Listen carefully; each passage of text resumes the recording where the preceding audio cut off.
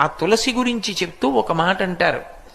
ఆమె కళ్యాణి అని ఆవిడికి పేరు. కళ్యాణి అంటే సమస్త శుభములనిస్తుంది తులసి చెట్టు. అలాగే సమస్త భద్రములనిస్తుంది తులసి చెట్టు. అందుకే ఇప్పటికీ ప్రాణోత్క్రమణం అయిపోతోంది, ఆయనంతా ఆయన తులసి కోట దగ్గరికి వెళ్ళకపోతే కనీసం తులసి నీళ్లు పొయ్యండి అని తులసి నీళ్లు పోస్తారు. ఇంకొక నీళ్లు పొయ్యరు, తులసి నీళ్లు పోస్తారు. అలా మట్టి తినడానికి అధికారం ఉన్నది, పత్రం తినడానికి అధికారం ఉన్నవి రెండే. ఒకటి తులసి, రెండు మారేడు. అసలు నేను సరిగ్గా క్రమంలో చెప్పాలంటే ముందు మారేడు, వెనక తులసి. అంత గొప్పది తులసి చెట్టు. తులసి ఆరోగ్యానికి కూడా అంత అవసరం. పూర్వం ఇంట్లో ఇప్పుడు తులసి ఎందుకు ఉంచుకునేవారంటే, పైనుంచి వాంతి కానీ కింద నుంచి అతిసారం కానీ జరిగితే ఆపగలిగినది తులసి చెట్టు ఒకటే.